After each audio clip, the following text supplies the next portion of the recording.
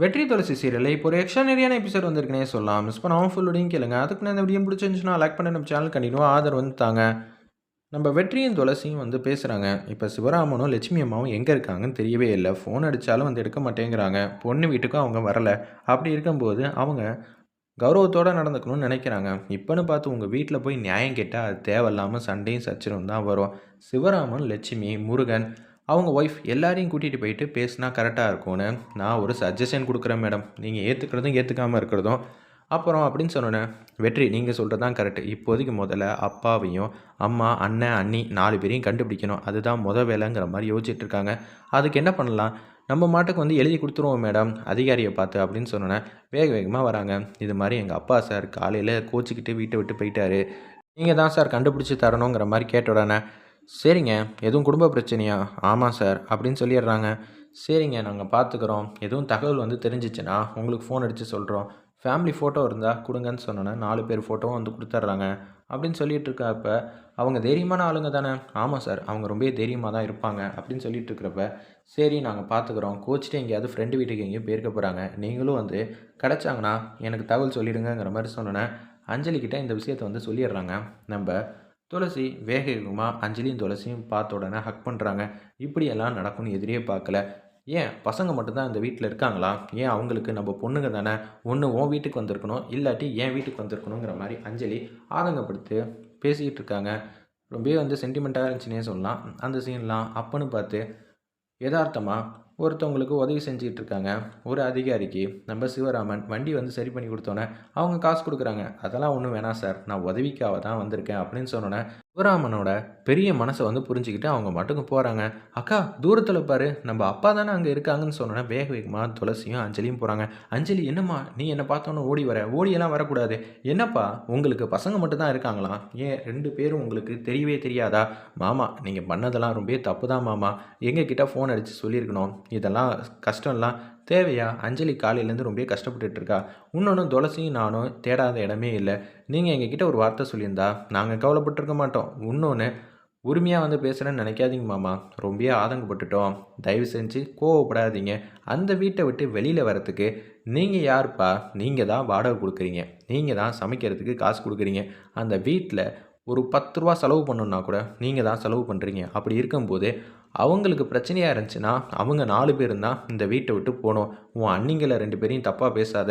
அவங்கெல்லாம் வேறு வழியே இல்லாமல் அண்ணன் பேச்சை கேட்க வேண்டியதாக இருக்குது. எத்தனையோ வாட்டி கவிதாவும் தீபாவும் போகாதன்னு சொன்னாங்க. வாங்கப்பா, எங்கே நமக்கு மரியாதை கிடைக்கலையோ அங்கே தான் வந்து தேட முடியும். வாங்க நான் உண்டு இல்லைன்னு ஆக்குறேன் அப்படின்னு சொன்னேன். பையை எடுத்துக்கிட்டு மாசா நம்ம அஞ்சலியும் துளசியும் வந்துக்கிட்டு இருக்காங்க. அண்ணா வாண்ணா அப்படின்னு சொல்லி கூப்பிட்ட உடனே ரகு வந்து நிற்கிறாங்க. என்னம்மா பசங்களை கூட்டிகிட்டு வந்து நியாயம் கேட்க வந்திருக்கியா? சரி சரி உங்களை நினச்சா எனக்கு சிரிப்பாக வருதுன்னு ரகு வந்து சொன்னோன்னே வெற்றி செம்மையாக வந்து முறைக்கிறாங்க. மேடம் எதுவாக இருந்தாலும் நீங்கள் தான் பேசணும்.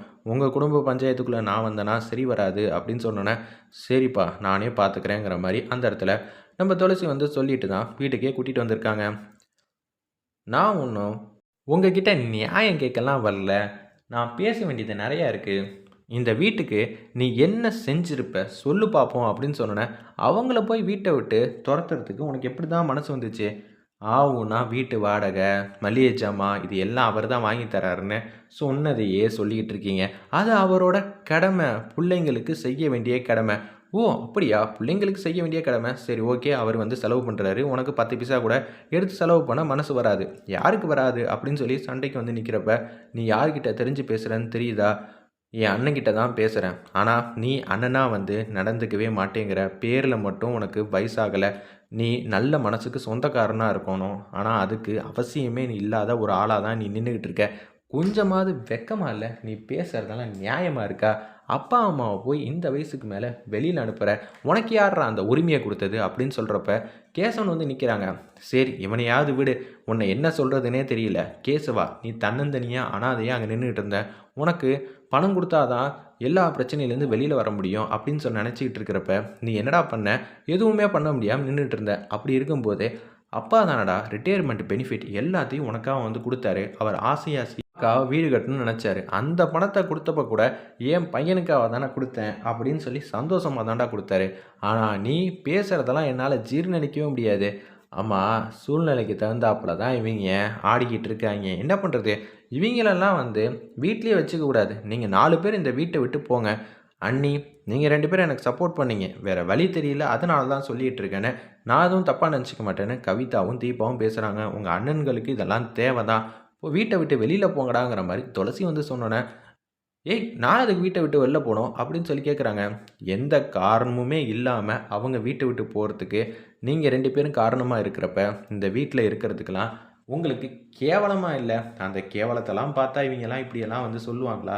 என்ன பண்றது? நாங்க வளர்த்தது சரியில்ல. அதனால தான் இப்படியெல்லாம் ஆயிப்போச்சுன்னு சிவராமன் வந்து ஃபீல் பண்ணிட்டு இருக்காங்க. "அப்பா, நீங்களாப்பா காரணம். ஆனா பேச்சுக்குன்னு சொல்லிறலாம் வளர்த்தது சரியில்லன்னு. ஆனா உங்கள பார்த்து அவங்க கத்துக்கணும். ஆனா அவங்கலாம் சுயநலமா தான் இருக்காங்கங்கிறப்ப நம்ம மேல என்னப்பா தப்பு? நீங்களும் தான் என்ன வளர்த்தீங்க 4 பேரும் ஒண்ணா தான். அப்படி இருக்கும்போது நாங்க 2 பேரும் எப்படி இருக்கோம்? அன்பா, பாசமா உங்கள போல இருக்கோம். ஆனா இவிங்க 2 பேரும் எப்ப பார்த்தாலும் காசு, பணம்ங்கிற மாரி சொல்லிக்கிட்டே இருக்காங்க. வெற்றி வந்து நிக்கிறாங்க. நான் வந்து பேசுறேன். உங்கள சத்தம் போடுறேன்லாம் நினைக்க வேணாம். குடும்பங்கிறது எல்லாரும் ஒத்துமையா இருந்தா, நம்ப பக்கத்துல இப்பன்னு இல்ல, யாருமே வரமாட்டாங்க. வரத்துக்கு யோசிப்பாங்க. நீங்க தனியா இருக்கிறது மட்டும் தெரிஞ்சுச்சுன்னா, மொட்டை அடிக்கிறதுக்கு ஏகப்பட்ட பேர் வந்துருவாங்க. எது நல்லது, எது கெட்டதுன்னு வீட்ல ஒரு பெரியவங்க இருந்தாங்கன்னா, பேசுறதுக்கு வசதியா இருக்கும். புரிஞ்சுக்கங்க. அவரோட அனுபவத்துக்கு முன்னாடி நீங்கலாம் ஒண்ணுமே இல்ல. அதுவே பல கோடிக்கு சமம் அப்படின்னு சொன்னோனே, "நீ கோடீஸ்வரன் மாப்ள. உங்களுக்கு இதெல்லாம் தேவையில்ல. ஆனா எங்க அப்பா ஒண்ணும் கோடீஸ்வரன் இல்ல. நார்மலான ஒரு வாழ்க்கைய தான் வாழ்ந்துட்டு இருக்காரு. அவருக்குன்னு கொஞ்சம் காசெல்லாம் வந்துச்சு. அதையும் என் தம்பிக்காரன் வந்து அவனோட பிரச்சனைக்காக எல்லாத்தையும் எடுத்து குடுத்துட்டாப்புல. நாங்க என்ன பண்ண முடியும்? நாங்க சாதாரண ஒரு இடத்துல தான் இருக்கோம். அண்ணே, இப்படியெல்லாம் பேசாதண்ணே. உனக்கு பணம் தான் பிரச்சனைன்னா, நாங்க இருக்கோண்ணே. நாங்க பார்த்துக்குறோம். அதுவும் எங்க மாமனார் வீட்லேருந்து நாங்க குடுக்க மாட்டோம். நான் வேலைக்கு போறேன். என்னால மாசத்துக்கு ரூ. 50,000 வந்து குடுக்க முடியும். நீ எதுக்கும்மா குடுக்குற? என் செலவுக்கு நானே பார்த்துக்க மாட்டேனான்னு சிவராமன் வந்து மாஸ் பண்ணிட்டு இருக்காங்க. அப்பா, இதெல்லாம் இவைங்களுக்கு எங்கப்பா தெரியுது? இன்னொரு வாட்டி இந்த வீட்ட விட்டு ஏதாவது அப்பாவும், அம்மாவும் வெளியில போணுங்கிற மாரி சொன்னீங்க, அதுக்கப்புறமேட்டுக்கு நீங்க இந்த வீட்லயே இருக்க முடியாது. பார்த்துக்கங்கன்னு சொல்லி துளசி வந்து செம்மையா வந்து மாஸ் பண்றாங்க. இத கேட்ட உடனே செம்மையா வந்து ரகு வந்து கடுப்பாகுறாங்க. "துளசி, நீ பேசுறது எதுவுமே சரியில்ல. உன்கிட்ட இப்படியெல்லாம் பேசியிருக்க கூடாது." அப்படின்னு சொன்னோனே, கேசவன் கன்னத்திலேயே வந்து பலாறு பலாருன்னு அடிக்கிறாங்க. "அடுத்த வாட்டி இப்படியெல்லாம் சொல்லிட்டு இருக்க மாட்டேன். இதே மாரி ஒரு விஷயம் இன்னொரு வாட்டி இங்க நடந்துச்சுன்னா, அப்புறம் அவ்வளதாங்கிற" மாரி சொல்றாங்க. "இந்த அடி உன் அண்ணனுக்கும் சேர்த்து தான். ஜாக்கிரத." அப்படின்னு சொன்னோனே, இத எதிரே பார்க்கல அந்த இடத்துல ரகு. "தங்கச்சிகிட்ட போய் அடியெல்லாம் வாங்காதீங்க. நான் சொல்றேம்மா. சொன்னா எங்க கேட்குறாருன்னு" சொல்லிட்டு ரகுவ கூட்டிட்டு அப்படியே அவங்க ஒய்ஃப் கண்மணி மாட்டுக்கு வீட்டுக்குள்ள வராங்க. அதே மாரி கேசவன கூட்டிட்டு அப்படியே வந்து போறாங்க. "என்ன சொல்றதுன்னே தெரியாம இருந்தேம்மா. ஆனா எனக்காக 2 பொண்ணுங்க இருக்காங்க. அவங்க பசங்கள விட சூப்பரா வந்து என்ன பார்த்துப்பாங்கன்னு எனக்கு நம்பிக்கை வந்துருச்சு." "என்னப்பா, இப்ப தான் உங்களுக்கு நம்பிக்கை வந்துருச்சா?" "இல்லம்மா, நீங்க இப்படி பேசுவீங்கன்னு எனக்கு தெரியல." அப்படின்னு சொல்லி, "நான் பண்ணதெல்லாம் தப்பு தான். உங்ககிட்ட சொல்லாம இனிமேட்டு நான் எந்த முடிவும் எடுக்க மாட்டேங்கிற" மாரி சொல்லிட்டு இருக்காங்க. "நீங்க இங்க இருந்தா தானப்பா பாட்டிக்கு பலம். நீங்க மாட்டுக்கு விட்டுட்டு போலான்னா என்னப்பா நடக்குங்கிற" மாரி ஃபீல் பண்ணிட்டு இருக்காங்க. வெயிட் பண்ணி பார்ப்போம்.